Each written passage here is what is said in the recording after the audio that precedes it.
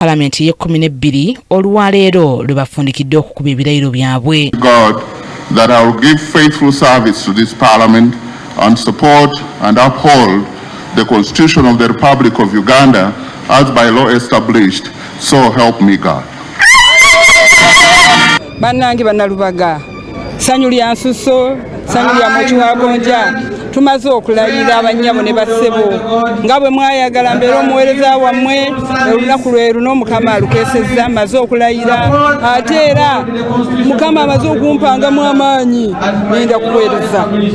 ngenda kuweereza bannalubaga temugenda kubaamu nankenyera yonna mu buweereza bwange kubanga emirimu gy'omubaka Parliament mazo gikugukamu njitegedde bulungi okulaba nga baba empowered enguudo zaabwe nga zikolebwa zonna twagala okulaba nga Landfill Budget Commission ng'eggalirewo ddala ate bannakyaddondo okuba nga bafuna amasomero amalungi amazzi ebyobujjanjabi amalwaliro kaddwaliro ffe ngende kasangati ng'omuntu omu okwawula mu ŋŋanda abantu baffe bakikiveeko olwali tukikyene kibe ng'omuziro tugende tukolere wamu lwe tujja okufuna kye twagala nga President Museveni bwe yayogedde. Mu basembyeyo okulayira mubaddemu ababadde ba minisita saako abadde omumyuka w'omukubiriza wa Parliament ye 11 Thomas Tayebwa saako abadde akulira oludda oluvuganya gavumenti mu Parliament Joel Ssennyonyi. Tayebwa mu kwogera alaze nga Parliament ye 11 bwetambuzza obulungi emirimu.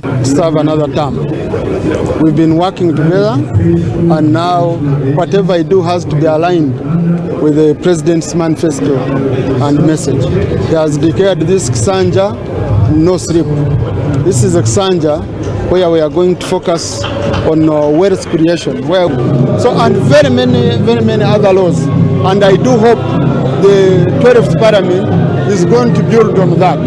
But above all is to ensure abadde minisita Pacis Namuganza oluvannyuma lw'okulayira ayogedde ku nteekateeka ze ez'okwesimbawo ku kifo ky'omukubiriza wa Parliament ye 12. Ombaka nze nasooka okuvaayo ne neesimba kuba leadership oba leadership eriwo kati eya 11th Parliament eri kumpi okudissolvingibwa. Navaayo nga maze okulaba nti Parliament eno eya 11 ebadde n'omutindo omuserevu ennyo ogwa wansi ate nga bateesa ebintu abantu bye batayagala naye ng'ebyo byonna babadde babikola kigenderere so that wansi eno basobole okubba omusimbi ogw'omusolo. Kuno si corruption nga bwe kiyita ekibadde mu 11th Parliament bagiyita looting national resources.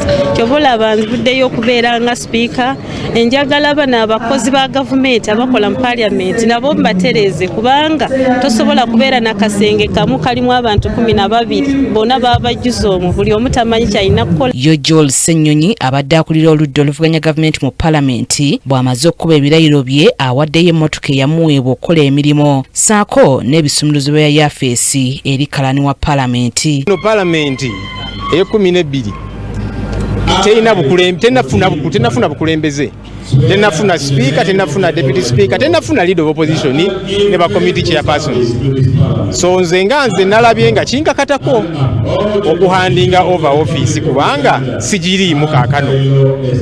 Okay, nga nino giwaayo eri clerk yavunaanyizibwa era ne bannange speaker ne deputy speaker mbakubiriza bakole kyekimu. Oli ne wagamba nti naye ensuubira ngenda kudda mu office eyo linda akalulu ka 25 bonuddamu okulondebwa nga byonna bikuddizibwa naye n'abalala bayinza okuyingira zi office ezo. So kikulu etwandinga over. So now hand over. This is the letter and there is other things, the key to the office, the key to the government car and the security team to the director.